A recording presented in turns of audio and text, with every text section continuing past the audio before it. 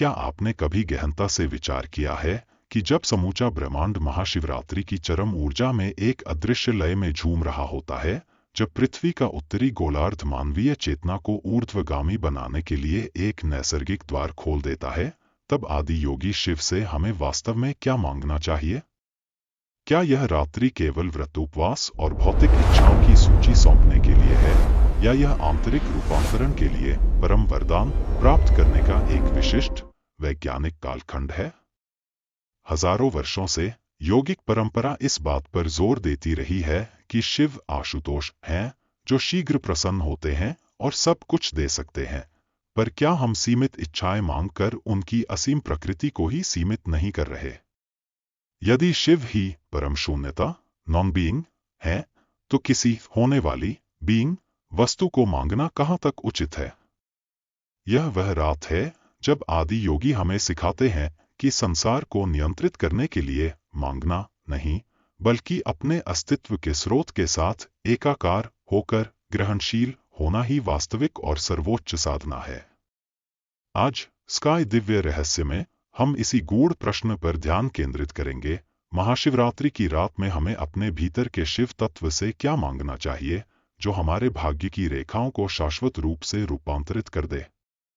अपनी आंखें बंद कीजिए, रीढ़ को सीधा कीजिए और महसूस कीजिए कि आप कोई बाहरी वरदान नहीं, बल्कि अपने अस्तित्व के स्रोत को जागृत करने वाले हैं। महाशिवरात्रि पर मांगने के 5 गहन आयामों को गहराई से जानने के लिए तैयार हो जाइए, जो आपकी चेतना को एक स्तर ऊपर उठा देंगे। पहला रहस्य, मांग का नहीं, विसर्जन का संकल्प। सबसे पहली और सबसे बड़ी मांग होनी चाहिए मांगने की आदत से मुक्ति। शिवरात्रि की ऊर्जा आपको सीमितता से असीमता की ओर ले जाने के लिए तैयार है। जब आप सांसारिक क्षणिक वस्तुएं, धन, नौकरी, संबंध मांगते हैं, तो आप ब्रह्मांड की अपार संभावनाओं को केवल एक छोटे से बिंदु पर केंद्रित कर देते हैं। इस रात शिव से वरदान नहीं, बल्कि यह संकल्प मांगे कि आपकी चेतना इस शून्यता को अनुभव कर सके, जहां भौतिक मांगों का कोई महत्व नहीं रह जाता। यह आपको भिखारी से दाता बनने की ओर ले जाता है। दूसरा रहस्य, सुषुम्ना का विज्ञान, मानसिक स्थिरता की प्राप्ति। महाशिवरात्रि का वैज्ञानिक महत्व पृथ्वी के उत्तरी गोलार्ध में ऊर्जा के ऊर्ध्वगामी बहाव में निहित है। यह ऊर्जा आपकी रीढ़ के केंद्रीय पथ, सुषुम्ना नाड़ी को सीधे उत्तेजित करती है। इस ऊर्जा को धारण करने के लिए सबसे महत्वपूर्ण है मन की स्थिरता। इस रात की आपकी मांग होनी चाहिए अविचल आंतरिक स्थिरता। यह वह मानसिक आधार है जो जीवन के किसी भी झंझावात में आपको डगमगाने नहीं देता। यदि मन स्थिर होगा, तो ऊर्ध्वगामी ऊर्जा का प्रवाह निर्बाध रूप से आपकी चेतना को उच्चतम चक्रों तक ले जाएगा। तीसरा रहस्य, महाकाल से क्षणभंगुरता को स्वीकारने की शक्ति। शिव को महाकाल कहा गया है, वे समय और परिवर्तन के स्वामी हैं।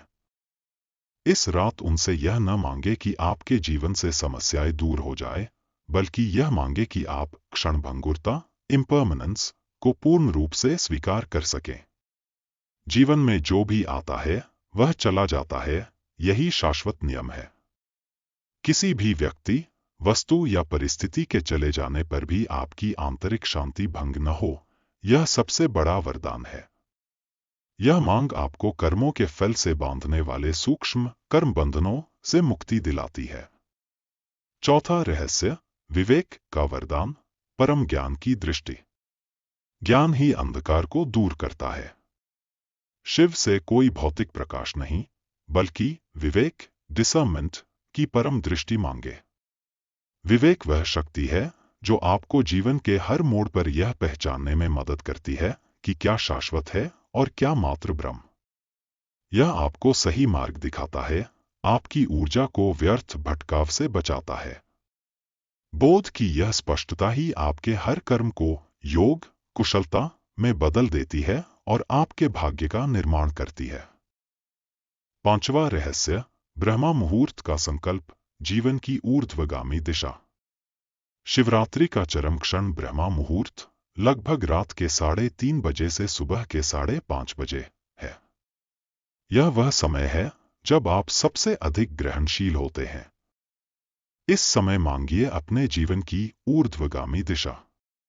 यह एक गहन संकल्प होना चाहिए कि आपकी समस्त प्राण ऊर्जा अब निम्नगामी इच्छाओं में नहीं, बल्कि चेतना के उच्चतम स्तर की ओर प्रवाहित होगी। यह मांग भविष्य के फल के लिए नहीं, बल्कि वर्तमान कर्मों की शुद्धता के लिए है। जब आपके कर्मों की दिशा कल्याणकारी और उच्च होती है, तो ब्रह्मांड स्वयं आपके लिए सर्वोत्तम फल का निर्माण करता है। निष्कर्ष, मांगिए नहीं, उस अवस्था को जी लीजिए। हमने महाशिवरात्रि पर मांगने के जिस गूढ़ विज्ञान को समझा है, वह इच्छाओं की सूची बनाने की प्रक्रिया नहीं है, बल्कि स्वयं को भीतर से रूपांतरित करने का एक दुर्लभ अवसर है। इस रात का उद्देश्य यह नहीं है कि आप शिव से कुछ प्राप्त करने की याचना करें, बल्कि यह है कि आप अपनी चेतना को इतना शुद्ध, स्थिर और शक्तिशाली बना ले कि आपका अस्तित्व स्वयं ही उस स्तर पर पहुंच जाए जहां मांगने की आवश्यकता ही समाप्त हो जाती है। जब चेतना ऊंची होती है, तब जीवन स्वतः ही संतुलित होने लगता है, परिस्थितियां आपके अनुकूल आकार लेने लगती हैं, और जो आवश्यक है वह अपने आप जीवन में प्रवाहित होने लगता है। महाशिवरात्रि का वास्तविक रहस्य यही है कि यह किसी बाहरी शक्ति के सहारे खड़े होने की रात नहीं, बल्कि अपने भीतर सोई हुई चेतना को जगाकर स्वयं पर खड़े होने की रात है। यदि आपने इस रात्रि को पूरी जागरूकता के साथ जिया, अपनी रीढ़ को सीधा रखकर ऊर्जा के प्रवाह को ऊपर की ओर अनुभव किया, अपने मन को विचारों की भीड़ से मुक्त कर भीतर के मौन में ठहरने का साहस किया, तो समझ लीजिए कि भाग्य परिवर्तन की प्रक्रिया उसी क्षण आरंभ हो चुकी है। शिव कोई दूर बैठी सत्ता नहीं है, शिव उस अवस्था का नाम है जहां आप सीमाओं, डर और अभाव की भावना से मुक्त हो जाते हैं। और जिस क्षण आप उस अवस्था को जीने लगते हैं, उसी क्षण जीवन मांग से नहीं, सामर्थ्य से संचालित होने लगता है। इस गहन चर्चा पर आपके मन में क्या विचार आए? क्या अब आप इस रात को एक नए बोध के साथ जी पाएंगे?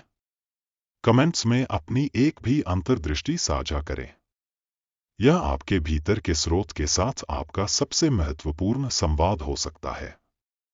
अगर इस विश्लेषण ने आपके बोध को जागृत किया है और आप ऐसी ही आत्मखोज की यात्राएं जारी रखना चाहते हैं, तो इस दिव्य समुदाय का हिस्सा बने।